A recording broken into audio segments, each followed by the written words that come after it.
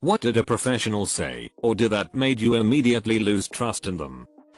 A plumber in the middle of a job that had to drive back to the shop to get a part that was pretty basic, and then charged for the time it took to do that, and then installed it incorrectly, and then returned a week later to fix the mistake and asked what idiot installed it that way, and then installed it wrong an entirely new way. When the roofer didn't bring a ladder. You don't need shaded safety glasses, as I was staring into a 2500-degree furnace. Oh, was I not meant to do that? I didn't look at what you booked in for. I just assumed this was what you wanted. Roughly a woman who is no longer my hairdresser. Veterinary clinic. So what's wrong with your cat? Was holding a rabbit. I had repeatedly gone to my GP about this nagging pain in my arm. He did some blood work to check for a vitamin deficiency and sent me for an x-ray which didn't show anything. He then decided my pain must be because I was an anxious female. On my last visit I mentioned I had also been struggling with breathing properly and had some chest pain and was starting to get quite concerned. He said, "You're just anxious. But what do you have to be anxious about? You have a husband with a good job," and sent me on my way with a prescription for Zoloft. 2 days later I was in the ER being diagnosed with a pulmonary embolism, and now I have a new doctor. When I was a teenager in high school I really wanted to apply for an astronomy camp program that summer, and you needed a letter of recommendation from a math or science teacher. My higher grade was in chemistry, so I asked her. She said she would, but be aware that she'd have to say I don't always focus on my work as I should. I said fine, that was true, worked really hard on the rest of the application, and got in. Ran to school in excitement to thank my teacher for her letter, and she couldn't hide her look of utter astonishment, and I realized what was up. A few months later, when at that camp I nonchalantly asked the director, "She wrote me a bad letter, didn't she?" He immediately pulled me aside to say yes. It was so bad that it was a full page saying terrible things about my character and scholarship, so he knew to discount it, but wanted to let me know, which was in fact good to know, because I had app chemistry with her the next year, and she kept doing stuff like getting me sent to the principal's office for a beer at the quarter. That still bothers me a bit to this day. I was your classic bright but bored kid and was obsessed with astronomy. And any educator worth their salt knows a kid who can't get good grades in chemistry class can thrive at a summer program. If she didn't want to write me a letter, one can just say no. But spending all that time writing a bad one, pretty low thing to do to a teenager. My father had just taken his own life. I was 14. I really struggled to get through full weeks at school. My attendance was shocking. My psychiatrist said to my mom, "Don't worry, she doesn't need an education. She's pretty." This fueled my mom to get me right back into school. Fucking love my mom. Some people like me, some don't. This was a boast from a doctor I saw when I injured my shoulder, and he said it was all in my head. The current job position I hold is by no means an entry level. When I was hired, I had to go through a rigorous 6-week training program. The first 2 weeks though, our instructor is part of this program when someone with much lower credentials is allowed to teach initial training to the much more experienced class in order to eventually be given a job at the position we're all in training for. Makes sense, right? Anyways, anytime we had questions about anything, this instructor would say the words, "You are all getting too far ahead. We are going to talk about this next week." It took about 2 days for us to figure out that our instructor did not know the material and had no business attempting to teach us. I was looking to hire an editor for one of my books last year. She corrected my grammar in the email I sent her quite politely. I have to say, I think she thought it was some kind of audition piece, but she was just factually wrong about the mistake. I think it was use of a colon instead of a semicolon. When I sent her a link to a couple of web pages that showed that actually the way I typed it was correct, she doubled down, got extremely snippy with me, and basically came back with, "You're hiring me to do a job, so I know better than you. Bitch, I've done your job in the past. I know editing is a skill and deserves respect, but I'm paying you because I don't want to do it, not because I can't do it." Either way, she didn't get hired. Finding a decent editor is hard, man. I took a job That sounded ideal on paper, but the CEO who I reported to gave off some bad vibes very quickly. A lot of decisions he made were questionable at best. He wanted me to play clips from The Wolf of Wall Street to motivate the team, but as soon as he told me he was altering people's targets midway through the month and withholding bonuses from certain team members, I was out of there. I was in the job for exactly 1 month, and on a Tuesday morning I got into work and told him that I morally couldn't do it and that if that was his decision I didn't want to be a part of it. 2 minutes later I silently collected my things and left feeling literally over the moon for doing so. When a career motivator had a chat with me asking about what I wanted to do for the future. BTW, I'm 18, about to apply for uni. I said I'm mechanical engineering, but I didn't hold on the it was just like the natural you fit into any sentence. He then said in the most overconfident, condescending manner, nope, you stuttered, therefore you are not sure and this is not a career for you, look elsewhere son. WWG, thanks mystical man, I'ma just drop my plans for the next 40 years of my life over a stutter. BTW, I just made it into my dream uni for a mechanical engineering degree, so frick you basic YouTube motivation channel copycat bish. I broke my arm and went to an orthopedic office. I didn't like them from the first appointment because I had an appointment and they made me wait for about 2 hours. Then they had their secretary take my past medical history, which is extremely complex, in the waiting room. On a follow-up appointment the tech removed my cast. PA came in to assess my arm and went to my non-broken arm, assessed strength and range of motion and swelling and told me it seemed to be healing nicely. I told her that's great, since that one was never broken. Once she finished repeating the process on the arm that actually was broken, she sent the tech in to recast my arm. I had to stop the tech from casting my non-broken arm. On my appointment paperwork she wrote that she recommended I take ibuprofen for pain relief. That was exactly 2 sentences after where it stated NSAIDs, like ibuprofen, caused life-threatening airway swelling in me. Same office wanted to charge me $50 every visit to sign a form that was literally one checkbox saying if I was cleared or not for full duty at work. One checkbox. No research required. I never went back. I asked a doctor about medicine for a condition and she told me all about the power of faith and how it's so helpful to her. Last visit. Look, faith is an incredibly important part of people's lives and I have no problem with that, but when I'm paying for a doctor's visit I want some goddamn doctoring with actual science and crap. Car salesman. You don't need to worry about those new diesel laws. We all drive diesels and it really won't change anything. 10 minutes later, I drive an M3. I saw a doctor after a mental breakdown who told me I had anxiety and then asked me if I had tried not being anxious. I went to my GP to get a prescription for birth control. I suggested an IUD may be something I want because I'm very forgetful and pills did not work out in the past. She refused to prescribe an IUD because I was a virgin and she didn't want to take my virginity away by inserting an IUD. Currently looking for a new GP. About 20 years ago I had a well-known nurse practitioner who was married to one of the doctors in the practice. I had developed a weird combination of symptoms along with a silent strep infection. Anyway, she came in telling me about people she knew, giving first and last names, and asking if I knew them, and telling me about their strep infections and symptoms and crap.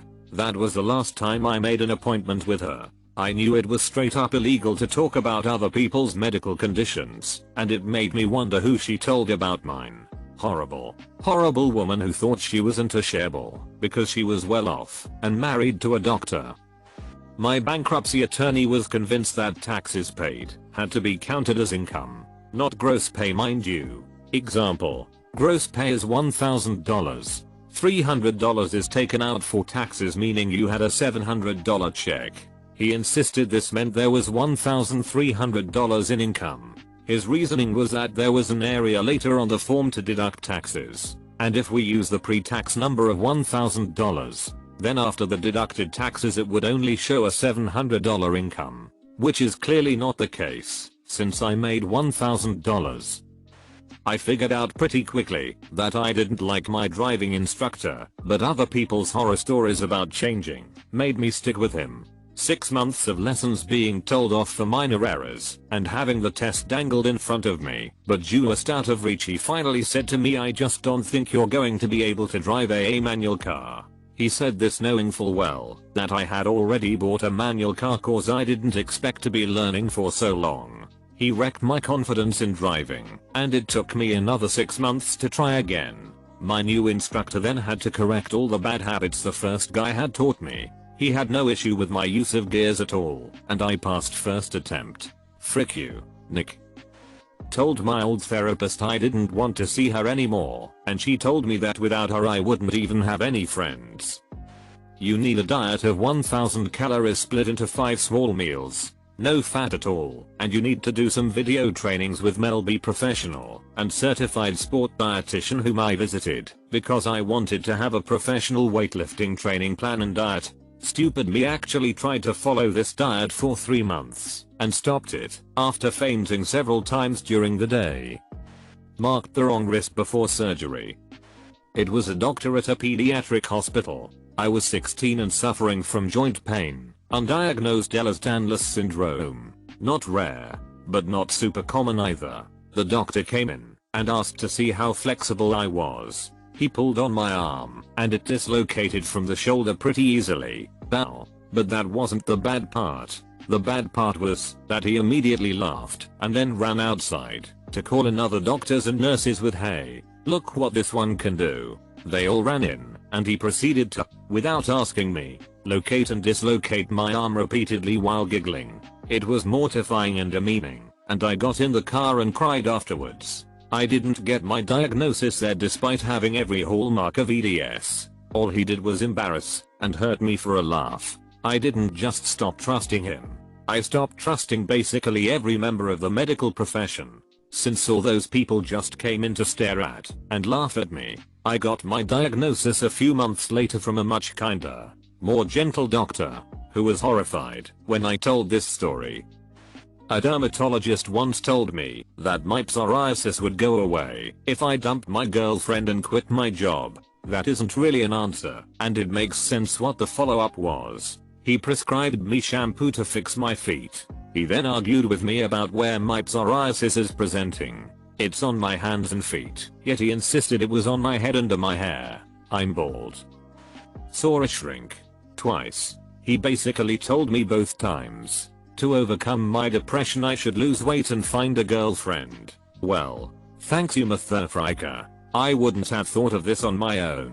I'm cured now. I had a nurse tell me to stop going to the gym. It was because she was looking at my BMI, which has always been slightly below average, as long as I can remember. I'm quite a petite person naturally, thanks parents. I've never been concerned, because I know that I eat well, and I go to the gym 3 or 4 times a week, and I don't have any health concerns. Her advice was to not go to the gym, so I could get my BMI within the recommended amount for my age. Took my kids to a local optician for years. I queried a few times with them about glasses as I felt they couldn't see very well as they were getting older. Some glasses were given, but they were only to wear them if they absolutely had to, cue my kids not wearing them hardly at all. The advice was this would strengthen their eyes and hopefully reverse their short-sightedness. Took them to the races. They could not see a thing. What horses were running, boards with winners' placings on, etc. Took them straight to a new optician, who immediately gave them glasses and contact lenses for permanent use, and were horrified with the old optician's advice. Apparently your eyes get worse if you don't wear glasses when you're short-sighted, not better. I still don't understand how they were managing at school. Maybe not a professional in the strictest sense of the word, but my driving instructor in Canada. Insurance for young drivers is through the roof, but you get a good discount for taking a driver's ed course that pays for itself within 2 years. So you're nuts if you're a young man and don't sign up for the full course, even if you know how to drive. My instructor was a pretty intimidating dude who knew what he was doing except for one thing. He said, "Do what I tell you to do, but don't do what I do." So for the first part of the first exercise on the way to the initial lessons in an open parking lot, he proceeded to drive without a seatbelt with one hand on the wheel, not signaling his turns. and breaking speed limits everywhere. If I didn't already have a pretty good idea how to drive, it would have scared the hell out of me, but it definitely cost him my trust. High school guidance counselor. Talking to her about what schools I was applying to. Me, so I'm looking at these state/city schools as my backups. Bimpsly looking at this private school because they sent me. She scoffs, interrupting me. Honey, your family could never afford a private school. Me, a letter offering a full academic scholarship. Had an American history professor claim that Galileo was sentenced to execution by crushing, and his last words were more weight. I called him out on this, and his response was, "In the American history professor here," and I had better show him a source. I brought in a book that talked about his trial and punishment and eventual death, and all the prof said was, "Well, that's just one book." I ordered new windows to be installed in my attic, and the salesman who came to my house said that it'll be 6 weeks tops to get them in. 3 months later they were delivered. When I spoke to the representative on the phone, that I was unhappy about how much longer it actually took, and their salesman said 6 weeks, she said. Well, of course he said that. He's a salesman, haha. Told a shrink I tried to kill myself twice before. You should go on walks. You'd lose weight that way. Then he composed emails and replied to his phone during my time with him. Also, most people with an interest in psychology know Freud created the discipline, but also that 90% of what he said was bullcrap. So to be fair, his framed portrait over his desk was a bad sign to start. I was in a bad place, without a job for a long period, depression, and just feeling terrible. Went to a place that was recommended I go to if I was feeling suicidal. Went and met a person. Cried in front of them explaining all my troubles. That I couldn't find a job, and that I was suicidal. The person told me that she didn't know what I wanted her to do. Like bish, I wanted to feel some connection to another person. Maybe some help. But I didn't say that though. Just got up and left. Walked home.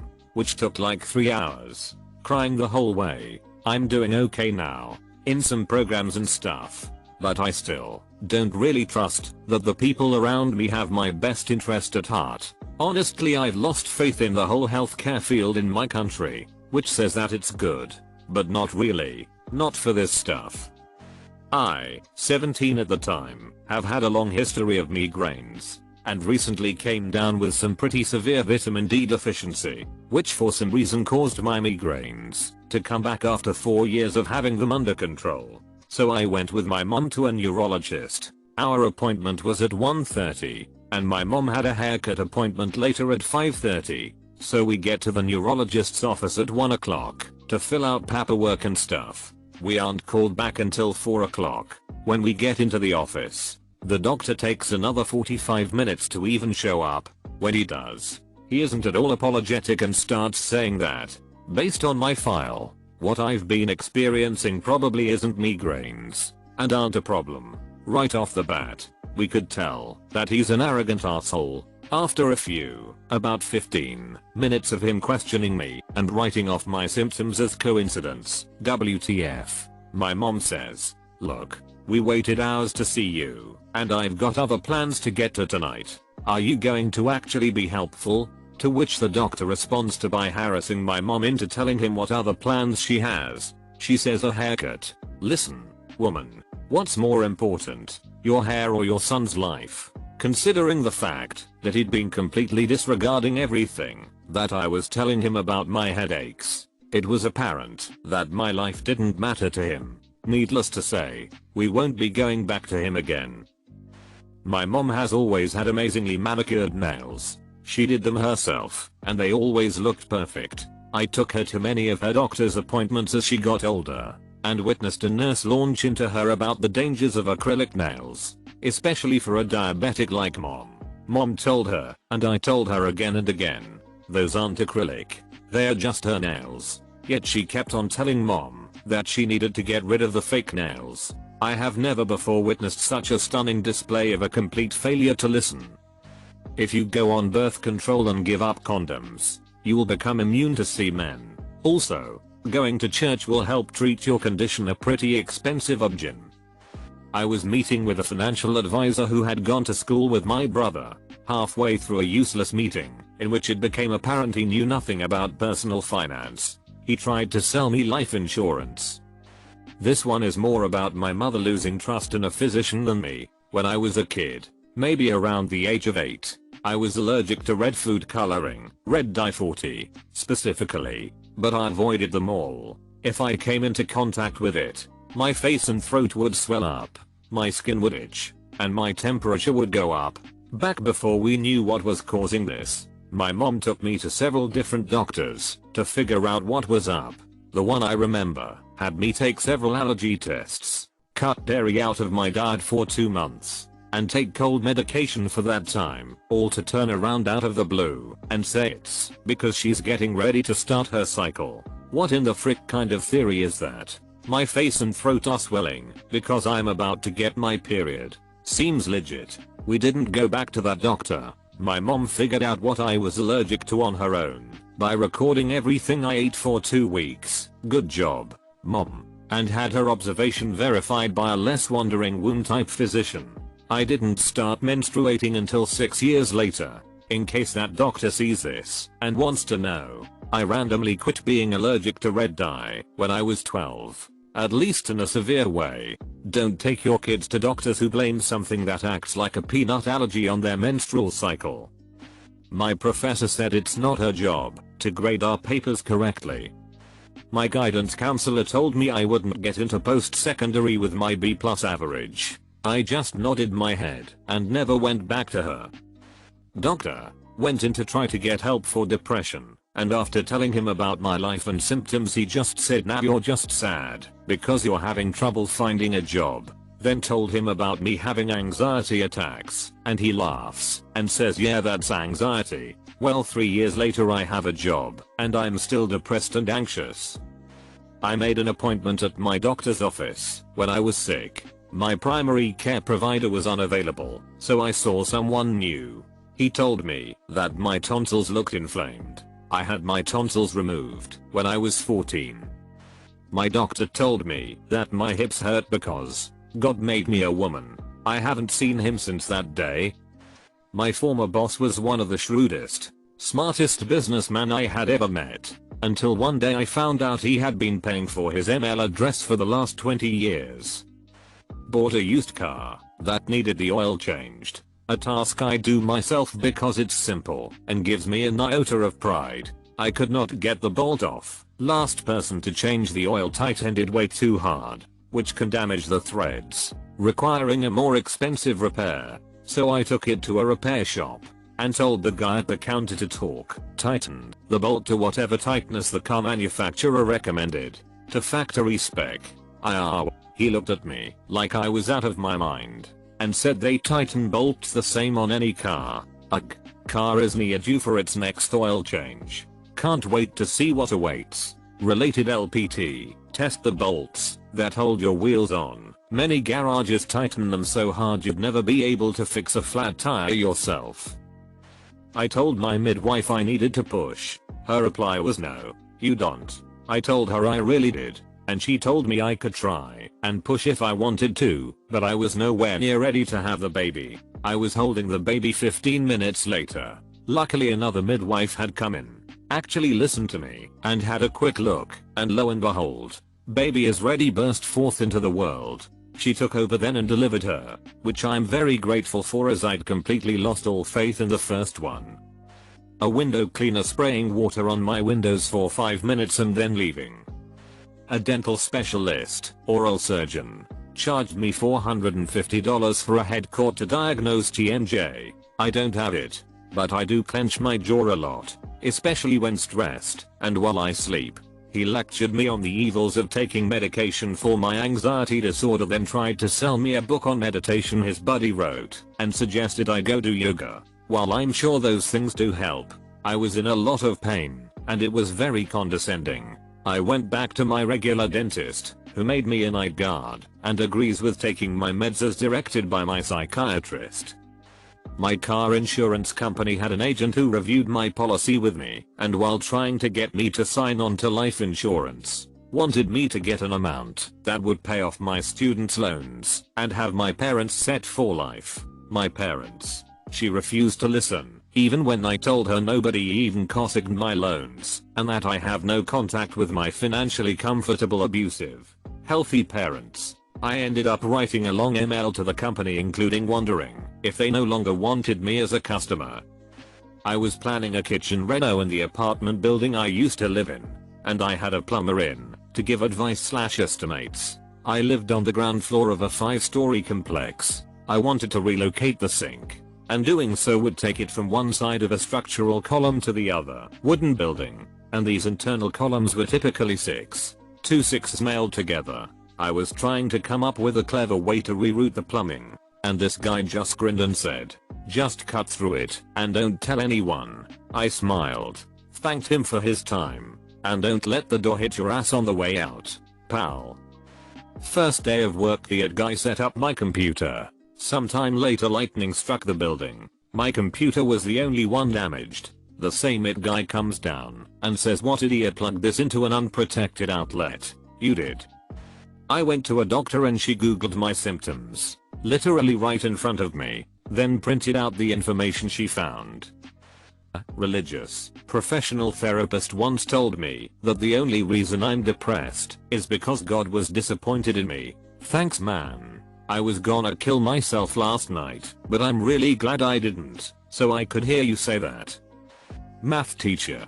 To a class of 17-year-olds. "Heyo childses. You are going to learn some maths today." Next day she yelled at us for opening the door to enter the classroom. She got mad for going to her class. Guess who got fired? My boss, constantly hitting on me less than a month after I started here. He doesn't even know I have a peen. I came to see a doctor about my depression. She instantly smiled. "I'm prescribing hypnotherapy. I've always wanted to prescribe that. Sorry, it won't be covered by your insurance." And left it at that. Never saw her again. Lawyer. If you plead guilty, I will protect your rights. I was innocent. Needed a new general practitioner. Hadn't had a basic physical exam in a while. I was on the state health insurance, so I just took whoever I was given.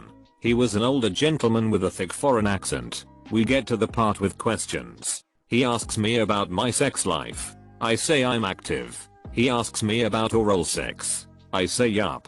Then he lectures me that I must never do that. That women are very dirty down there and I should not put my mouth on it.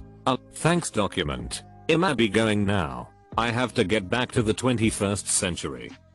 About a month ago I rented a car through Avis. Did everything online. Paid for it right then. Figured I was ready to make a 12-hour road trip with my younger brother.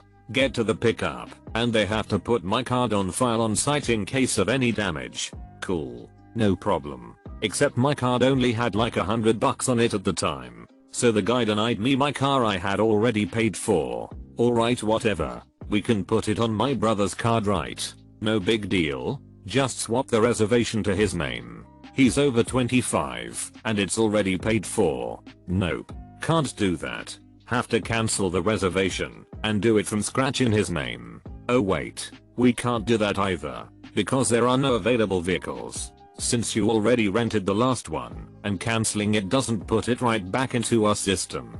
Doesn't matter that the car is literally 20 feet away and you already paid.